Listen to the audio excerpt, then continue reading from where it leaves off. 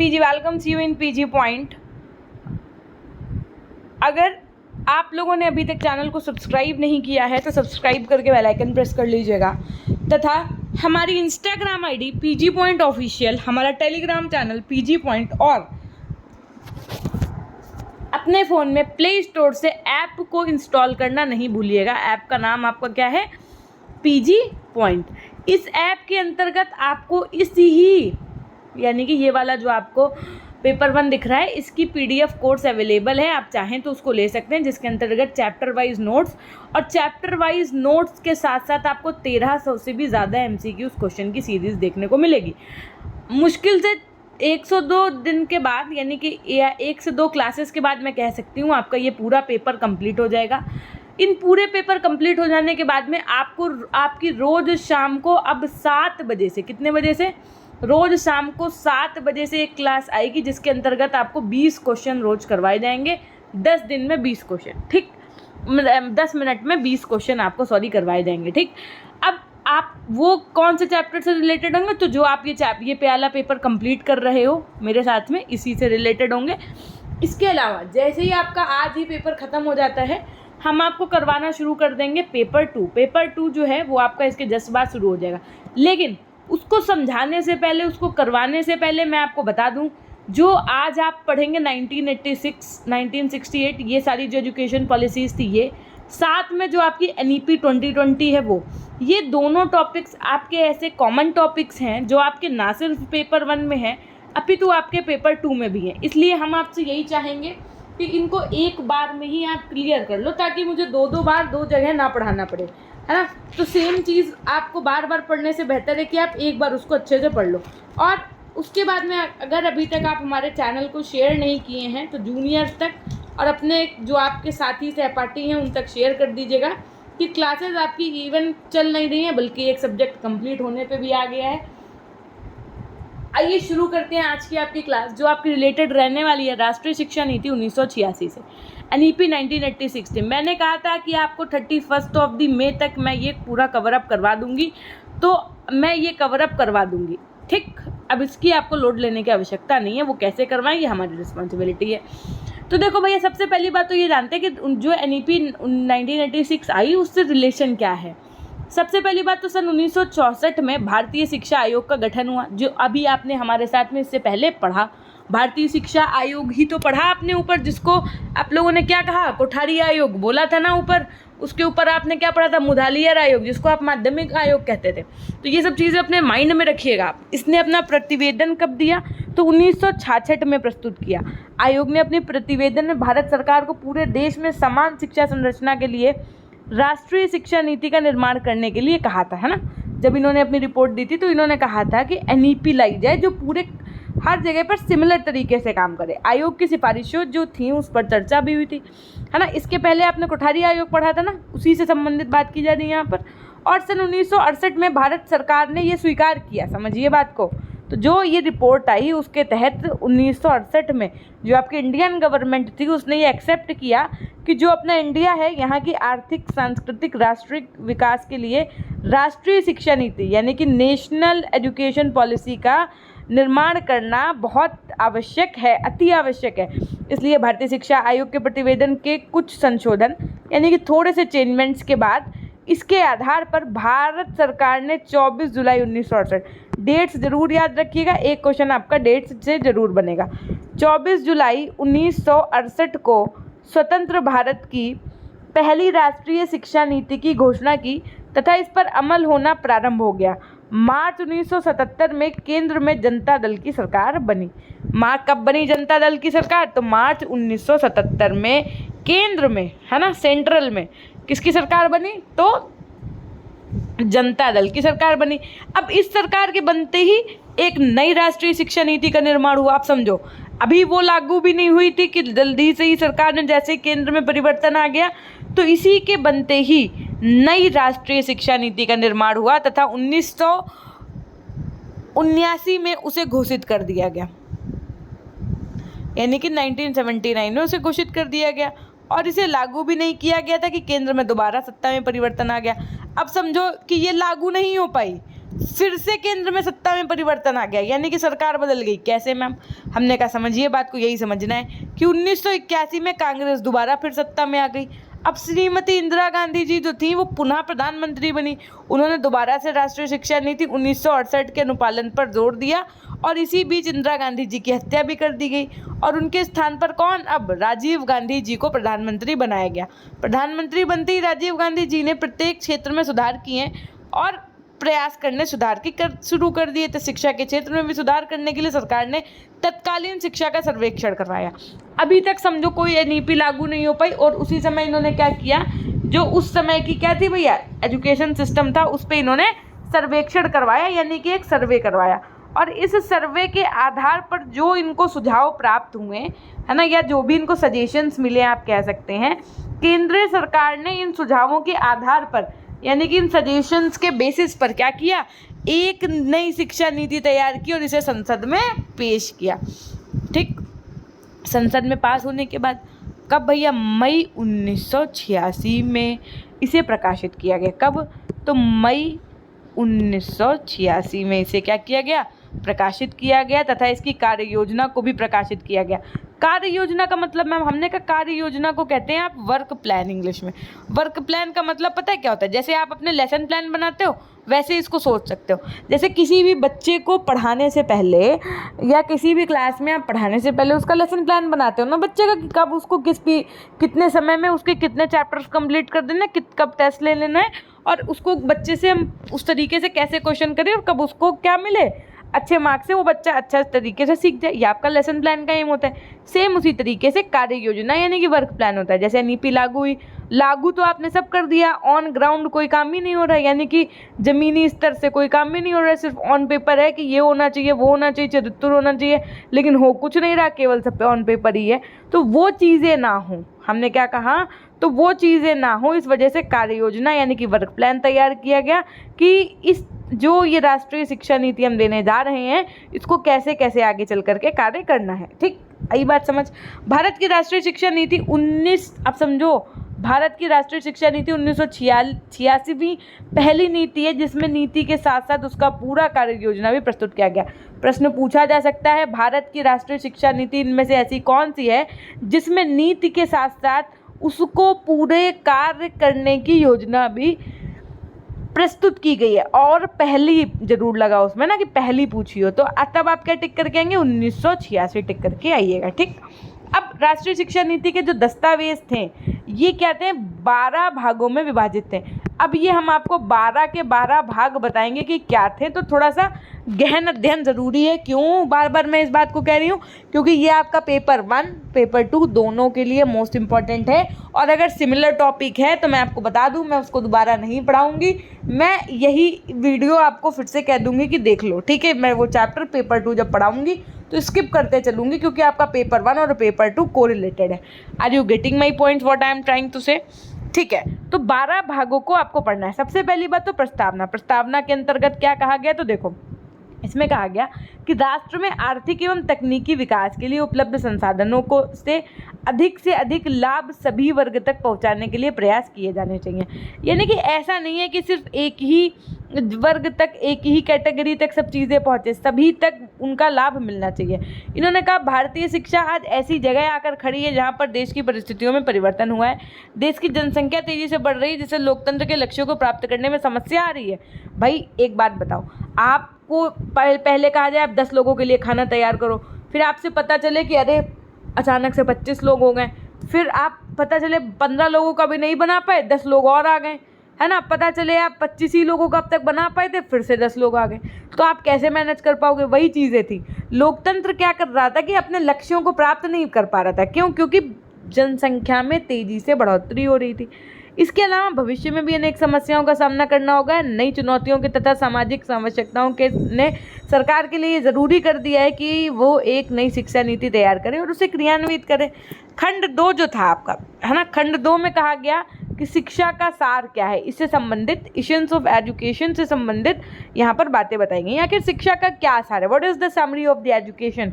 अगर इस बेसिस पे बात की जाए तो शिक्षा प्राप्त करना प्रत्येक मनुष्य का जन्मसिद्ध अधिकार है। यानी कि ये अगर आपको कोई पढ़ाई करने से रोकता है तो आप उससे उसके लिए आप कोर्ट भी जा सकते हैं। क्यों? क्योंकि राइट टू एजुकेशन बोला जाता है ना, आपने सुना होगा, शिक्षा का अधिकार, है ना। तो शिक्षा के द्वारा मनुष्य के अंदर मानसिक, शारीरिक, चारित्रिक, सांस्कृतिक, लोकतंत्रीय गुणों का विकास होता है।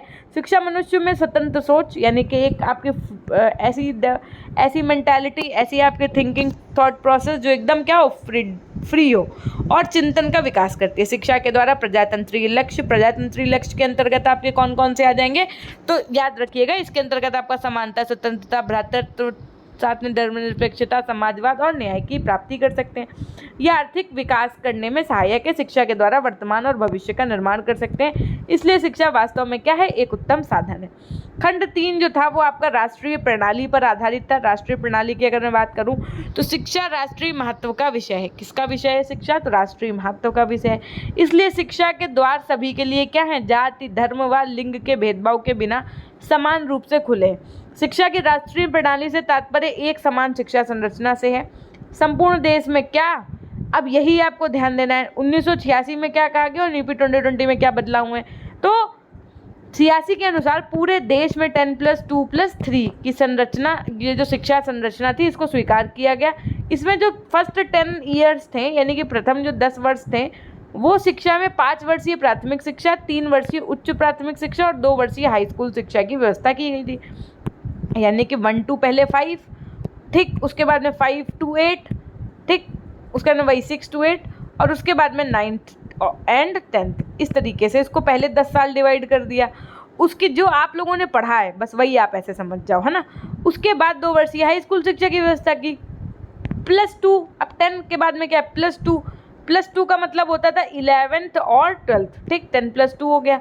+3 का मतलब क्या हो गया, ग्रेजुएशन के आपके 3 साल, स्नातक के 3 साल, ठीक। तो प्रत्येक स्तर पर दी जाने वाली शिक्षा का न्यूनतम स्तर निर्धारित किया जाएगा। देश के संपर्क भाषा को बढ़ावा देने के प्रयास किए जाएंगे। उच्च शिक्षा, तकनीकी शिक्षा प्राप्त करने वाले छात्रों को बराबर मौके दिए जाने की व्यवस्था की जाएगी। शोध, विकास, विज्ञान एवं तकनीकी विषयों में देश की विभिन्न संस्थाओं के बीच संबंध स्थापित करने की व्यवस्था की जाएगी। युवा वर्ग, गृहिणियों, मजदूरों, किसानों, व्यापारियों आदि को अपनी पसंद व सुविधा के अनुसार शिक्षा जारी रखने का अवसर भी किया जाएगा। विश्वविद्यालय अनुदान आयोग हो, चाहे वो आपका अखिल भारतीय तकनीकी परिषद, भारतीय कृषि अनुसंधान परिषद, राष्ट्रीय शैक्षिक अनुसंधान और प्रशिक्षण परिषद, साथ में आपका राष्ट्रीय शैक्षिक नियोजन तथा प्रशासन संस्थान आदि संस्थाएं राष्ट्रीय शिक्षा प्रणाली के विकास में महत्वपूर्ण भूमिका निभाएंगी। खंड 4 जो था वो आपका एजुकेशन फॉर इक्वालिटी, यानी कि समानता के लिए शिक्षा से संबंधित था। और खंड 4 में आपके क्या कहा गया था, तो बहुत इंपॉर्टेंट है आपका ये वाला खंड, one of the most important. क्या कहा गया था इसमें? कहा गया था नई शिक्षा नीति में असमानता को दूर करके सभी के लिए शिक्षा के समान अवसर उपलब्ध कराए जाएंगे। यानी कि ऐसा नहीं है कि अगर कोई SC ST वर्ग का है या कोई गरीब वर्ग का है या कुछ भी ऐसा है तो उसको वो चीज़ें नहीं देंगे, वो किताबें नहीं देंगे पढ़ने के लिए, या उसको प्रवेश में नहीं देंगे विद्यालय में, ऐसा कुछ नहीं होना चाहिए। महिलाओं की स्थिति में परिवर्तन लाने के लिए शिक्षा का प्रयोग साधन के रूप में किया जाएगा। शिक्षण संस्थाओं में महिला विकास के कार्यक्रम शुरू कराए जाएंगे। जिन कारणों से बालिकाएं अशिक्षित रह जाती हैं, सबसे पहले उन कारणों का समाधान किया जाएगा कि आखिर बच्चियां जो हैं वो पढ़ाई क्यों नहीं कर पा रहे हैं, वो अनएजुकेटेड क्यों रह पा रही हैं, है ना। निर्धन परिवारों के बच्चे जो होंगे, समझिए यही बात इम्पोर्टेंट है कि जो निर्धन परिवारों के बच्चे होंगे उनको 14 वर्ष तक की अनिवार्य शिक्षा, अनिवार्य मतलब यहाँ पर है कंपलसरी आप एजुकेशन, है ना, लेने के लिए प्रोत्साहित किया जाएगा, उनको मोटिवेट किया जाएगा। और अनुसूचित जाति जो जनजातियाँ होती हैं इनके लिए स्कॉलरशिप और हॉस्टल की फैसिलिटी भी दी जाएगी। अनुसूचित जातियों के लिए शैक्षिक सुविधाओं का विस्तार करने संबंधी राष्ट्रीय ग्रामीण रोजगार कार्यक्रम है, रोजगार गारंटी कार्यक्रम है, इन सब की व्यवस्था की जाएगी। शारीरिक रूप से जो विकलांग बच्चे हैं इनके लिए विशेष स्कूल खोले जाएंगे और उनके व्यावसायिक प्रशिक्षण की व्यवस्था भी की जाएगी। शैक्षिक प्रयासों के हर तरीके से प्रोत्साहन भी किया जाएगा। खंड 5 की अगर मैं बात करूँ तो वो आपका किससे रिलेटेड था, विभिन्न स्तरों पर शैक्षिक पुनर्गठन, यानी कि educational restructuring at various level से रिलेटेड था। शिशुओं की देखभाल और शिक्षा पर विशेष ध्यान दिया जाएगा। इस कार्यक्रम में स्थानीय समुदायों का पूरा सहयोग लिया जाएगा। शिशुओं की देखभाल करने वाली संस्थाएं तथा शिक्षा के केंद्र पूरी तरह बाल केंद्रित होंगे। प्रारंभिक शिक्षा में 14 वर्ष तक सभी बच्चों को प्रवेश तथा विद्यालय में रुके रहना, शिक्षा की गुणवत्ता में सुधार, शिक्षण विधियां बाल केंद्रित होना, है ना, शारीरिक बच्चे को दंड न दिया जाना, आवश्यक सुविधाओं की व्यवस्था तथा ऑपरेशन ब्लैक बोर्ड योजना। इससे तो प्रश्न बनेगा ही बनेगा। इसके अंतर्गत क्या था वो भी हम आपको बताएंगे। ऑपरेशन ब्लैक बोर्ड पूरा इसको लागू किया जाएगा। माध्यमिक स्तर पर जो है वो विशेष योग्यता वाले बच्चों की अच्छी शिक्षा सुविधा उपलब्ध करवाने के लिए गति निर्धारक विद्यालयों यानी कि पेज सेटिंग स्कूल्स की स्थापना की जाएगी। माध्यमिक स्तर पर पाठ्यक्रम में विविधता को बढ़ावा देने के लिए सरकार अपने स्तर से प्रयास करेगी। व्यावसायिक पाठ्यक्रमों जो आपके बिजनेस रिलेटेड करिकुलम होंगे इनका क्या करेगी, पुनः निरीक्षण नियमित रूप से किया जाएगा। उच्च शिक्षा का नियोजन व उच्च शिक्षण संस्थाओं में समन्वय स्थापित करने के लिए शिक्षा परिषदें बनाई जाएंगी। विश्वविद्यालय अनुदान आयोग शिक्षा के स्तरों पर निगरानी रखने के लिए समन्वय पद्धतियां बनाएगी। शिक्षण विधियों को बदलने के प्रयास किए जाएंगे। अनुसंधान करने के लिए आर्थिक सहायता दी जाएगी। उच्च शिक्षा में अधिक अवसर उपलब्ध कराने तथा शिक्षा को जनतांत्रिक बनाने के उद्देश्य से खुले विद्यालय की स्थापना की जाएगी। शिक्षा को जनतांत्रिक बनाने के लिए कैसे विश्वविद्यालयों की स्थापना की जाएगी और पूछा जा सकता है तो आप क्या बताएंगे, खुले विश्वविद्यालयों की स्थापना की जाएगी। खुले विश्वविद्यालयों का मतलब होता है ओपन यूनिवर्सिटीज, जैसे आपकी इग्नू है। ठीक है, जो आपका खंड 6 था वो था तकनीकी तथा प्रबंध शिक्षा से संबंधित यानी कि टेक्निकल एंड मैनेजमेंट एजुकेशन से रिलेटेड। तकनीकी तथा प्रबंध शिक्षा का पुनर्गठन करते समय वर्तमान तथा भविष्य की परिस्थितियों को ध्यान में रखा जाए। ग्रामीण लोगों में भी तकनीकी शिक्षा की ज़रूरत है, अतः इस ओर सरकार को ध्यान देना चाहिए। महिलाएं, आर्थिक तथा सामाजिक रूप से कमज़ोर वर्ग तथा विकलांगों के लिए भी तकनीकी शिक्षा की उचित व्यवस्था की जाए। तकनीकी तथा प्रबंध शिक्षा के कार्यक्रम, पॉलिटेक्निक विद्यालय आदि को प्रोत्साहित किए जाए। इनके लिए पर्याप्त मार्गदर्शन तथा परामर्श की व्यवस्था भी की जाए। खंड 7 जो है वो आपका शिक्षा व्यवस्था के क्रियान्वयन से संबंधित है। शिक्षा व्यवस्था के क्रियान्वयन के लिए सभी अध्यापकों की जवाबदेही निश्चित की जाए। अध्यापकों के लिए उत्तरदायित्व, छात्रों के लिए सही आचरण पर बल, शिक्षण संस्थाओं को आदि सुविधाएं देना तथा राज्य स्तर पर तय किए गए मानकों के अनुसार शिक्षण संस्थाओं के मूल्यांकन की व्यवस्था करनी होगी। खंड 8 जो है वो शिक्षा की विषय वस्तु तथा प्रक्रिया को नया मोड़ देना है, यानी कि शिक्षा के पाठ्यक्रम तथा प्रक्रियाओं को सुदृढ़ किया जाए। पुस्तकों की गुणवत्ता सुधारने, छात्रों तक आसानी से पहुंचने, स्वाध्याय करने व रचनात्मक लेखन को प्रोत्साहित करने के उपाय किए जाएंगे। पुस्तकालयों में जो आपकी लाइब्रेरीज होती हैं इनमें सुधार के लिए जो आपकी नए पुस्तकालय होंगे यानी कि न्यू लाइब्रेरीज होंगी, इनको हम क्या करेंगे, स्थापित करेंगे। साथ में सूचनाओं के प्रसारण के लिए जो इन्फॉर्मेशंस हैं है ना, ये लोगों तक पहुंच जाए। उसके बाद में जो कला और संस्कृति है इसके प्रति लोगों को जागरूक किया जाए। मूल्यों के विकास करने में शैक्षिक तकनीकी का प्रयोग किया जाए। कार्य अनुभव को सभी स्तरों पर क्या किया जाए, शिक्षा का अनिवार्य अंग बनाया जाए।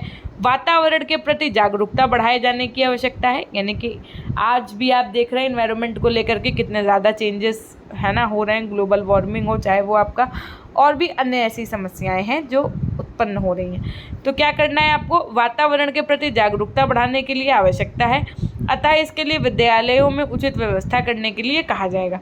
गणित को समझने, विश्लेषण तथा तार्किक तालमेल के प्रशिक्षण का साधन समझा जाए। विज्ञान शिक्षा के द्वारा बालकों में जो आप क्या की जाए भैया, जिज्ञासा है, सृजनशीलता यानी कि क्रिएटिविटी है, वस्तुनिष्ठता है, ये सब योग्यताएं विकसित की जाएँ।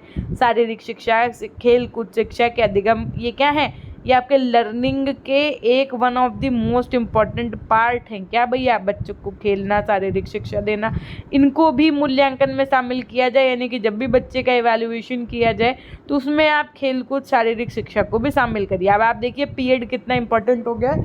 पीएड का मतलब फिजिकल एजुकेशन। ठीक, अब देखिए परीक्षाओं में इस प्रकार सुधार किया जाए जिससे कि मूल्यांकन की एक वैध तथा विश्वसनीय प्रक्रिया उभर सके। सतत व व्यापक मूल्यांकन लागू किया जाए। मूल्यांकन प्रणाली का प्रभावशाली ढंग से उपयोग किया जाए। परीक्षा संचालन में सुधार किया जाए। अंकों के स्थान पर ग्रेड का प्रयोग किया जाए। इस तरीके के उपाय किए जाए, ऐसा कहा गया था आपके खंड 8 में। खंड 9 में क्या कहा गया था, तो जो खंड 9 था वो अध्यापक से संबंधित था। याद रखिएगा कौन सा खंड किससे संबंधित है, कभी कभी छोटे क्वेश्चन ऐसे भी बन जाते हैं। तो अध्यापकों के वेतन यानी कि टीचर्स की सैलरी और जो उनकी सेवा शर्तों में सुधार है इसके लिए था। और क्या कहा गया था, इसमें कहा गया था कि संपूर्ण देश में एक समान वेतन तथा सेवा शर्तों का प्रयास किया जाए। ऐसा नहीं है कि क्लास 3rd में कोई टीचर अगर मैथ्स का है तो उसको ज़्यादा सैलरी दी जाए, कोई टीचर हिंदी का है तो उसको कम सैलरी दी जाए। ये नहीं होना चाहिए। चाहे वो हिंदी का टीचर हो, चाहे वो मैथ्स का टीचर हो, जो भी उसकी सैलरी होगी वो क्या होगी, समान होनी चाहिए। खंड 10 जो था वो शिक्षा के प्रबंध से था, मैनेजमेंट ऑफ एजुकेशन से संबंधित था। इसमें कहा गया, क्या कहा गया, इसके अंतर्गत बताया गया कि शिक्षा की योजना एवं प्रबंध प्रणाली में परिवर्तन को प्राथमिकता दी जाएगी।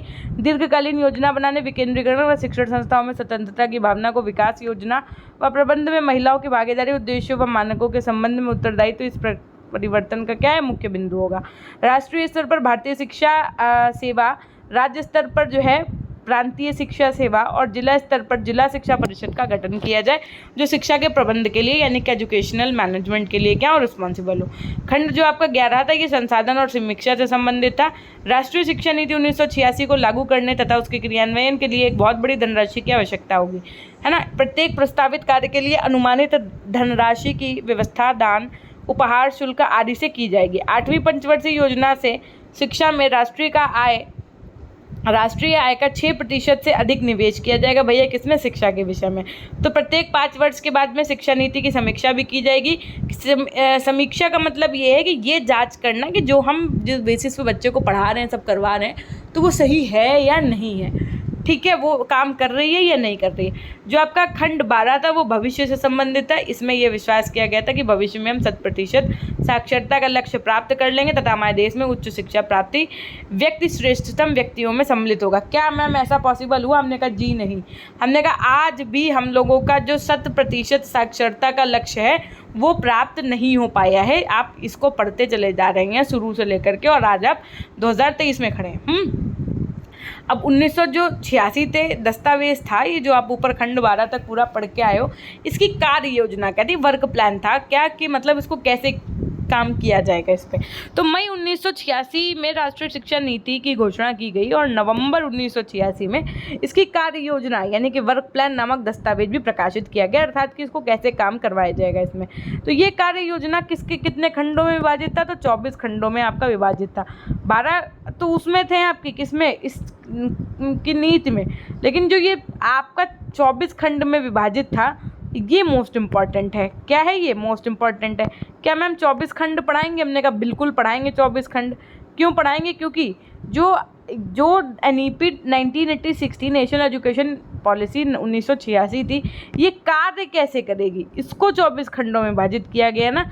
तो अब आपको ये पढ़ना है कि ये कार्य कैसे करेगी। बहुत छोटा छोटा सा है, सब समझ में आएगा।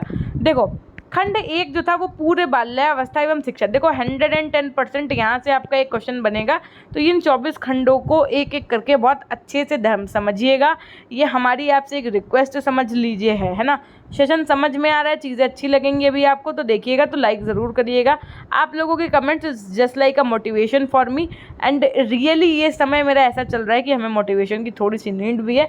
तो मोटिवेट के लिए आप कुछ भी के लिए आप ये समझ के लिया करिए क्लास अच्छी है या नहीं है। उसके लिए आप कमेंट सेक्शन में अपने कुछ क्वेश्चन भी पूछ सकते हैं, और साथ में लाइक शेयर सब्सक्राइब तो करना ही है।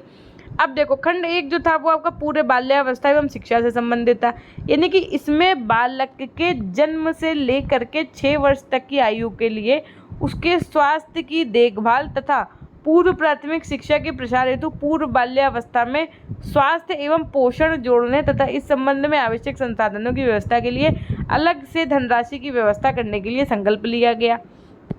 खंड 2 जो था वो आपके प्राथमिक शिक्षा ऑपरेशन ब्लैक बोर्ड से संबंधित था। एक शब्द आया था ऊपर, अभी आपने पढ़ा operation black board. Operation black board है क्या? कुछ नहीं है, बहुत इंपॉर्टेंट है, लेकिन क्वेश्चन यहाँ से बनेगा ज़रूर कि इसमें प्राथमिक शिक्षा को सर्वसुलभ बनाने के लिए 1 किलोमीटर की दूरी के अंतर्गत प्राथमिक विद्यालय और 3 किलोमीटर की दूरी तक मतलब अंदर उच्च प्राथमिक स्कूलों की व्यवस्था करने की बात की गई है। यानी कि प्राइमरी जो स्कूल्स हों वो हर 1 किलोमीटर के अंदर हों, मतलब हर 1 किलोमीटर पे होने चाहिए, और हर 3 किलोमीटर पर क्या होने चाहिए? उच्च प्राथमिक होने चाहिए, आपके अपर प्राइमरी होने चाहिए स्कूल्स, ताकि बच्चों को आने जाने में कठिनाई ना हो। ऑपरेशन ब्लैक बोर्ड के तहत ये जो है एक तरीके की योजना बनाई गई थी, और प्राथमिक स्कूलों की दशा सुधारने के लिए ब्लैक बोर्ड योजना भी प्रस्तुत की गई। अब आपसे पूछा जा सकता है कि किस योजना के तहत 1 किलोमीटर की दूरी के अंदर प्राथमिक विद्यालय तथा 3 किलोमीटर की दूरी के अंतर्गत उच्च प्राथमिक विद्यालय होते हैं। आपके पास 4 ऑप्शन होंगे, आप क्या टिक करके आएंगे? Operation black board. Black board योजना जो है ये प्रत्येक प्राथमिक विद्यालय को कम से कम 2 बड़े कमरे, समझिए कब एक मतलब हर एक प्राथमिक विद्यालय में कम से कम 2 बड़े कमरे, 1 बरामदा तथा शौचालय की पर्याप्त व्यवस्था की जाए। प्रत्येक विद्यालय में कम से कम 2 शिक्षक हों, जिनमें से जहां तक संभव हो तो 1 महिला अध्यापिका ज़रूर हो। साथ ही विद्यालयों में ब्लैक बोर्ड, नक्शे, खिलौने, चार्ट तथा उचित फर्नीचर एवं पठन पाठन की सामग्रियां को प्रबंध जो TLMs होते हैं वो सब होने चाहिए। और इस योजना को ही हमने क्या नाम दिया? ऑपरेशन ब्लैक बोर्ड योजना के नाम से जाना। ठीक, अब खंड 3 जो था वो आपका माध्यमिक शिक्षा के प्रसार से संबंधित था। इसमें माध्यमिक शिक्षा के प्रसार के लिए आवश्यकता अनुसार माध्यमिक स्कूल खोलने तथा उनकी दशा सुधारने तथा गति निर्धारक नवोदय विद्यालयों एवं माध्यमिक स्तर पर मुक्त शिक्षा की व्यवस्था करने की योजना प्रस्तुत की गई। खंड 4 में शिक्षा का व्यवसायीकरण, यानी कि इसमें शिक्षा के में कार्य अनुभव पर बल देने, यानी कि +2 स्तर पर विभिन्न प्रकार के व्यावसायिक पाठ्यक्रम तैयार करने पर पिछड़े बालकों के लिए विशेष व्यावसायिक संस्थान स्थापित करने की योजना प्रस्तुत की गई। खंड 5 जो था वो आपका हायर एजुकेशन, उच्च शिक्षा से संबंधित था। जो खंड 6 था आपका वो दूरस्थ शिक्षा और खुला विद्यालय, यानी कि distance education and open university. जैसे हमने आपको इग्नू बताया, इग्नू यही वाली है कि इसमें इंदिरा गांधी राष्ट्रीय खुला विद्यालय है ना। तो इंदिरा गांधी ओपन यूनिवर्सिटी जो है ये इसके कार्यक्रम आप मुक्त विद्यालय जो होते हैं ना, यानी कि ओपन यूनिवर्सिटीज़ वो ऐसी यूनिवर्सिटीज़ होती है जिनके तहत आप अपनी डिग्री ले सकते हैं बिना जाए वहाँ पर।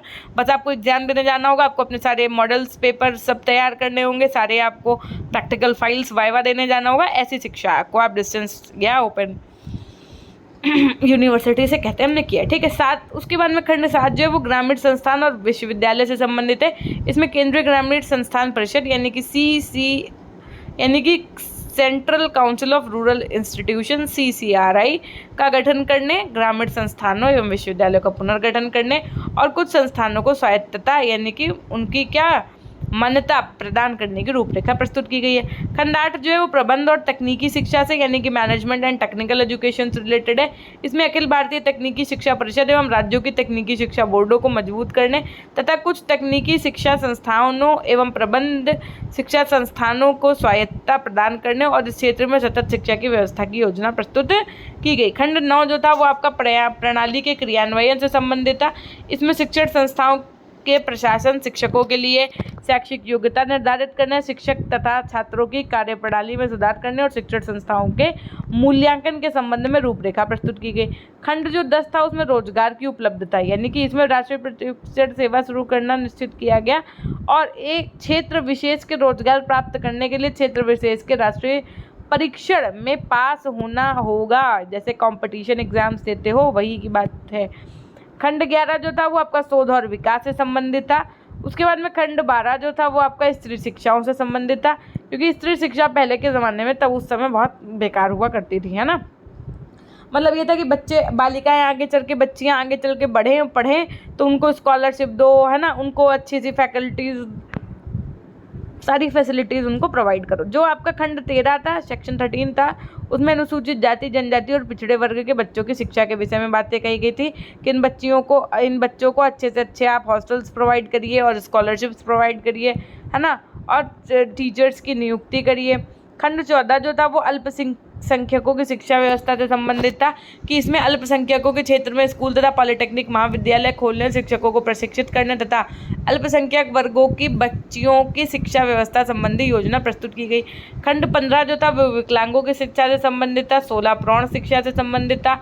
17 स्कूली शिक्षा की विषय वस्तु से संबंधित था। जो 18 था वो परीक्षा प्रणाली तथा मूल्यांकन, यानी कि बच्चे के आप किस तरीके से इवैल्यूएट करेंगे, उसका क्या सिस्टम होगा। तो इसमें कक्षा 10 व कक्षा 12 के अंत में बाह्य परीक्षा कराने, सतत मूल्यांकन करने, क्रमांक प्रणाली अपनाने, नकल विरोधी कानून बनाने की योजना प्रस्तुत की गई थी। 19 में जो स्वास्थ्य शिक्षा जो आपकी स्वास्थ्य शिक्षा है ना युवाओं में, उसके से संबंधित बातें कही गई। खंड 20 में भाषा को लेकर के बातें बताई गई। 21 में आपके सांस्कृतिक कार्यक्रम। 22 में आपकी दृश्य श्रव्य सामग्री यानी कि audio visual aids, just like आप आजकल प्रोजेक्टर के माध्यम से पढ़ा रहे हैं, टेलीविज़न के माध्यम से, कंप्यूटर के माध्यम से, रेडियो के माध्यम से, ये आपके सारे ऑडियो विजुअल एड्स के अंतर्गत आ जाएंगे। खंड जो आपका 23 था वो अध्यापक तथा अध्यापक प्रशिक्षण यानी कि टीचर्स ट्रेनिंग से संबंधित था।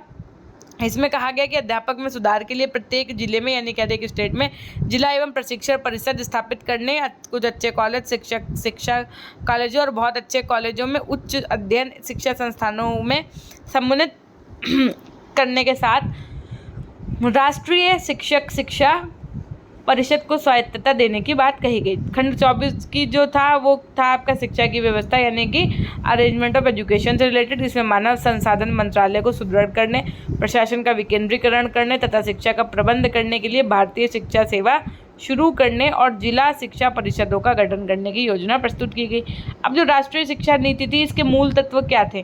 मूल तत्व का मतलब है जब आपने पूरे ये 12 खंड पढ़ लिए, इन 12 की जो कार्य योजना 24 में प्रस्तुत की गई वो पढ़ लिया। लेकिन अब इनको अगर हम कंक्लूजन के रूप में बात करें कि मैम क्या मोस्ट इंपॉर्टेंट है, हम क्या पढ़ें, इतना सारा कैसे पढ़ें, समझेगा। One of the important points की अगर मैं बात करूँ, इसके जो मूल तत्व थे उसमें सबसे इंपॉर्टेंट बात ये थी कि पूरे देश में 10+2+3 संरचना लागू हुई। प्राथमिक शिक्षा में 14 वर्ष की आयु तक के लिए निःशुल्क और अनिवार्य शिक्षा की उपलब्ध कराई गई। प्राथमिक शिक्षा में अपव्यय पर रोक लगाई गई। स्त्री शिक्षा को प्रोत्साहित किया गया और स्त्री निरक्षरता उन्मूलन तथा व्यावसायिक व तकनीकी शिक्षण पर बल दिया गया। साथ में अल्पसंख्यकों की शिक्षा पर गुणात्मक और सामाजिकता की दृष्टि से विशेष ध्यान दिया जाएगा। विकलांगों की शिक्षा के लिए विशेष प्रयास किए जाएंगे। गति निर्धारक विद्यालय प्रतिभाशाली बच्चों के विकास के लिए खोले जाएंगे। ठीक है। उच्च माध्यमिक स्तर पर व्यावसायिक पाठ्यक्रम उपलब्ध कराया जाएगा। ठीक है। कार्य अनुभव को प्रत्येक स्तर की शिक्षा पर अनिवार्य किया जाएगा जो वर्क एक्सपीरियंस है। प्रौढ़ शिक्षा की उचित व्यवस्था की जाएगी। ग्रामीण विश्वविद्यालय तथा महाविद्यालयों का विकास किया जाएगा। तकनीकी और प्रबंध शिक्षा संस्थाओं को अधिक सुविधाएं प्रदान की जाएंगी। इसके साथ साथ शिक्षा के द्वारा मूल्यों का विकास किया जाएगा यानी कि एजुकेशन के थ्रू बच्चों में जो कह सकते हैं हम नैतिक मूल्य होते हैं इनका क्या किया जाएगा, डेवलपमेंट किया जाएगा, इनका विकास किया जाएगा। गणित व विज्ञान की शिक्षा के लिए आधुनिक तकनीकी उपकरणों की व्यवस्था की जाएगी। पुस्तकों की गुणवत्ता में सुधार, लेखन को प्रोत्साहन, पुस्तकालयों आदि की उचित व्यवस्था की जाएगी। खेलकूद व शारीरिक शिक्षा के विकास के लिए छात्रों को एनएसएस तथा एनसीसी में से एक में भाग लेना आवश्यक होगा। परीक्षा प्रणालियों में सुधार भी किया जाएगा। शिक्षक का चयन योग्यता, वस्तुनिष्ठता तथा व्यवहारिकता के आधार पर किया जाएगा और जो आपका शिक्षा पर राष्ट्रीय आय का 6% व्यय किया जाएगा। शिक्षक प्रशिक्षण में सुधार किया जाएगा। शैक्षिक अवसरों में समानता के लिए ठोस कदम उठाए जाएंगे। शिक्षा व्यवस्था जो आपके टीचिंग चीज से रिलेटेड चीज़ें हैं इनको क्या बनाया जाएगा, इफेक्टिव बनाया जाएगा ताकि बच्चा पढ़ने में इंटरेस्ट ले और उच्च शिक्षा का प्रसार और उन्नयन किया जाएगा। अगर इस नीति के मूल्यांकन की बात आ जाए कि अच्छी थी कि बुरी थी, कि क्या चीज़ें अच्छी हुई या सिर्फ ज़मीनी स्तर पर हुई या नहीं हुई, सिर्फ ऑन पेपर हुई, आइए इन चीज़ों को भी समझ लेते हैं कि क्या उसके गुण थे, क्या उसकी जो है डिमेरिट्स थी। राष्ट्रीय शिक्षा नीति को लागू हुए बहुत लंबा समय हो गया है। इसके गुणों और दोषों के आधार पर अब इसका मूल्यांकन करेंगे। तो राष्ट्रीय शिक्षा नीति 1986 के गुणों की अगर बात करें तो शिक्षा को राष्ट्रीय महत्व का विषय माना गया और इस पर बजट का 6% व्यय करने की बात कही गई। वर्तमान में इस पर बजट का लगभग 4% व्यय किया जा रहा है। यह पहली ऐसी शिक्षा नीति थी जिसमें पूरी कार्य योजना यानी कि वर्क प्लान भी डिसाइड किया गया था कि इसको किस प्रकार से कार्य करना है।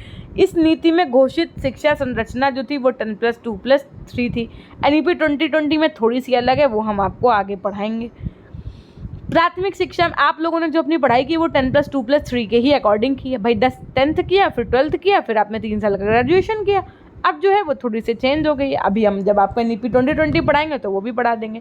प्राथमिक शिक्षा में सुधार के लिए जो ब्लैक बोर्ड योजना बनाएगी उसके द्वारा 90% प्राथमिक स्कूलों में इस योजना का लाभ मिला, मतलब 90% तक ये कारगर साबित हुआ। ब्लैक बोर्ड योजना से संबंधित 2 पॉइंट्स आप हमें कमेंट सेक्शन में कमेंट करके बताइएगा। ग्रामीण क्षेत्रों में गति निर्धारक विद्यालय खुलने के लिए कहा गया। 2012 से 586 नवोदय विद्यालयों की भी स्थापना किए जा चुके हैं। इस नीति की घोषणा के बाद 1986 में दिल्ली में इंदिरा गांधी राष्ट्रीय मुक्त यानी कि इग्नू की स्थापना की गई। 2012 तक 16 मुक्त विश्वविद्यालय खोले जा चुके हैं। शिक्षकों के संबंध में इस शिक्षा नीति के बाद उनके वेतन बढ़ाए गए तथा सेवा शर्तों में भी सुधार किए गए। राष्ट्रीय शिक्षा नीति में परीक्षाओं को विश्वसनीय तथा वस्तुनिष्ठ बनाने पर बल दिया गया, जिससे परीक्षा एवं मूल्यांकन प्रणाली में काफ़ी सुधार हुआ। शिक्षक प्रशिक्षण के लिए 2011 तक 555 जिला शिक्षा एवं प्रशिक्षण संस्थान तथा 104 शिक्षण प्रशिक्षण महाविद्यालयों को शिक्षक शिक्षा महाविद्यालयों में समन्वित किया जा चुका है। इस शिक्षा नीति में शैक्षिक अवसरों की समानता पर बल दिया गया, जिससे बिना किसी भेदभाव की शिक्षा सभी के लिए सर्वसुलभ हो गई। अब राष्ट्रीय शिक्षा नीति के क्या दोष थे, तो आइए जानते हैं।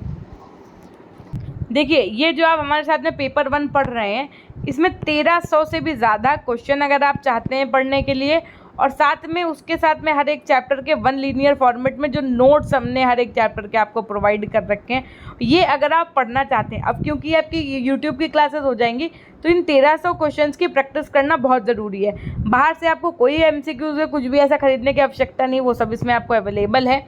अब इसके लिए आपको करना क्या होगा, सबसे पहले अपने फ़ोन में PG Point ऐप इंस्टॉल कर लिए। अगर आपने नहीं इंस्टॉल किया है या इंस्टॉल करके आप पासवर्ड भूल गए, तो पासवर्ड आप फॉरगेट पासवर्ड भी कर सकते हैं और रेफरल कोड में PG Point डालिएगा। इतना करने के बाद में आपको क्या करना है, कोर्सेज पे टिक करना है।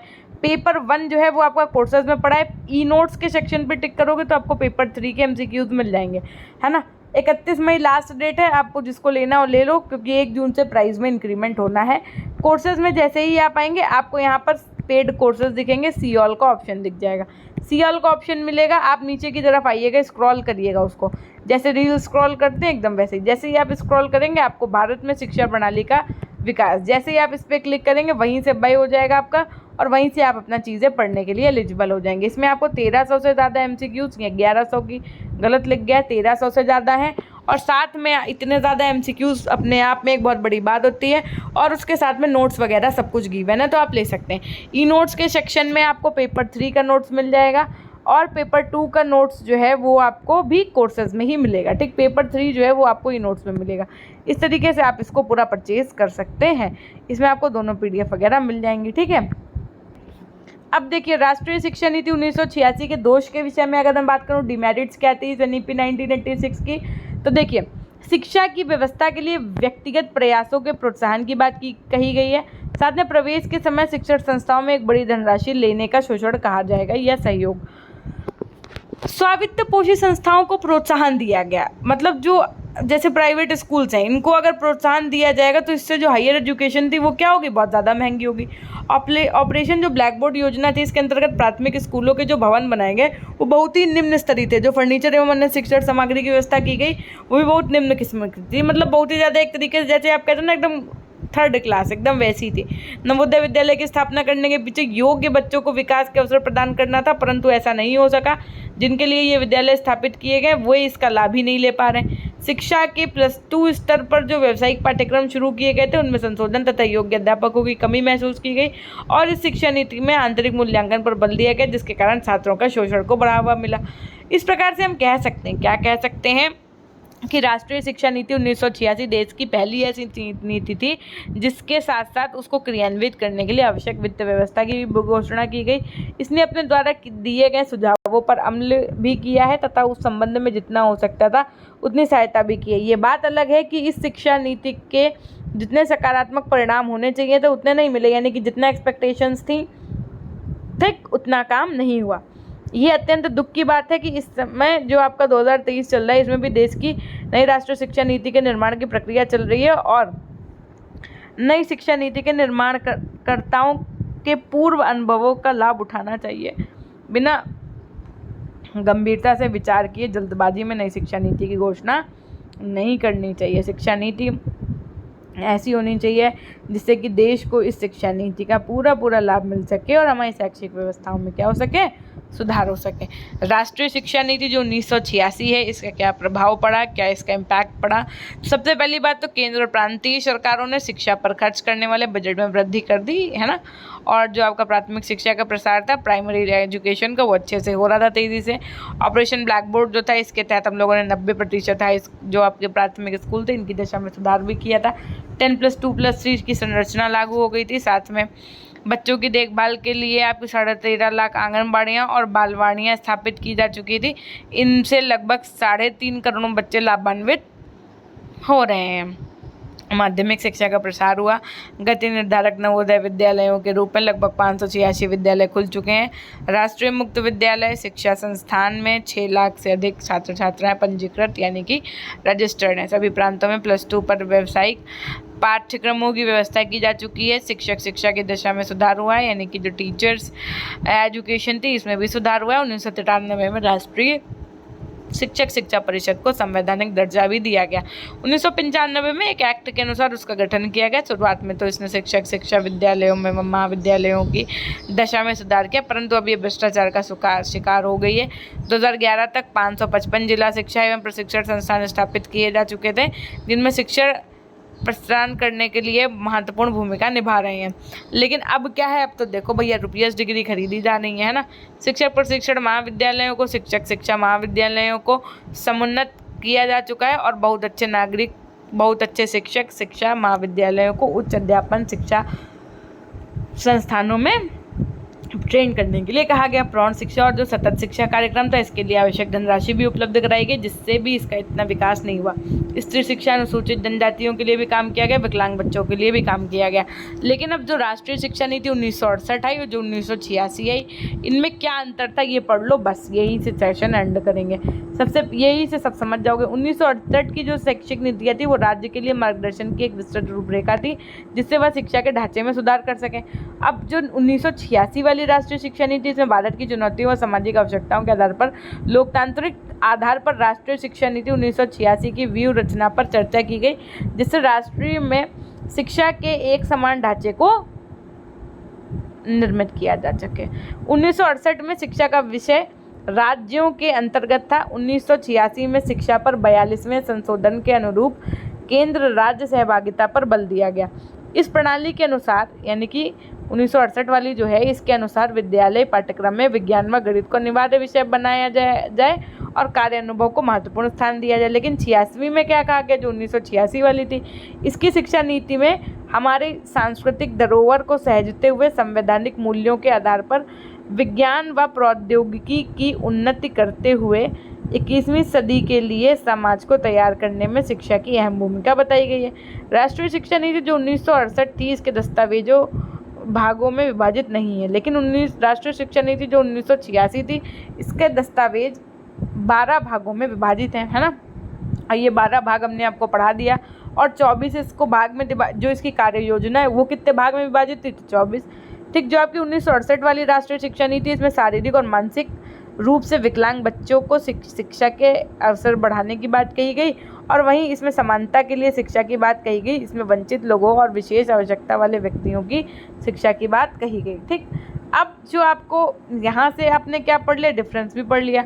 अब इसके बाद में आपको कार्य योजना पढ़ना है 1992 की कैसी थी, और उसके बाद में आपको NEP 2020 पढ़ना है। ठीक है, NEP 2020 तो बहुत अच्छे से पढ़ना है, इसको हम 2 बार पढ़ाएंगे। एक बार तो हम बुक से पढ़ा देंगे, उसके बाद में एक बार मेरे खुद के कुछ नोट्स पढ़े हुए हैं, हम उनसे पढ़ा देंगे आपको, है ना। तो देखो यहाँ से अब बस 2 चैप्टर्स बचे हैं, वो भी आपको जल्दी जल्दी कवर करवा देंगे। There is no need to take tension, बस करना कुछ नहीं है। आप चुपचाप अब मेरी एक राय मानो, ऑर्डर मानो, रिक्वेस्ट मानो, PG पॉइंट ऐप इंस्टॉल करो और वो जो क्वेश्चन हमने दिया है उनके एक एक क्वेश्चन को क्या करो, बैठ के रोज प्रैक्टिस कर डालो, है ना। ये आप हमारी रिक्वेस्ट मानिए, ऑर्डर मान लीजिए, सलाह मान लीजिए, कुछ भी मान लीजिए, है ना। इंस्टॉल करिए और पढ़ाई करना शुरू करिए। कोई समस्या आ रही है लेने में, अगर कोई मान लीजिए पेमेंट हो गया, नहीं खुल रही PDF, तो इतना घबराने की आवश्यकता नहीं है। कोई आपके 75 रुपये लेकर के या जो भी जितने का भी आपकी PDF है वो लेकर के कहीं नहीं जाएगा। जब तक हम जिंदा है कोई चिंता नहीं करनी है आपको। क्या करना है, केवल हमको PG पॉइंट ऑफिशियल इंस्टाग्राम पे मैसेज कर दो या pgpoint100@gmail.com पे मेल पे मेरी मैसेज कर दो। आपकी जो भी प्रॉब्लम होगी उसका सलूशन कर दिया जाएगा। ठीक, ये थी एक छोटी सी जानकारी। मिलते हैं आपसे नेक्स्ट क्लास के माध्यम से। तब तक के लिए अपना ध्यान रखिएगा, हमेशा खुश रहिए, मुस्कुराते रहिए, कभी अपने लिए तो कभी अपनों के लिए। Till then take care, bye bye, love you all, love you my dear class.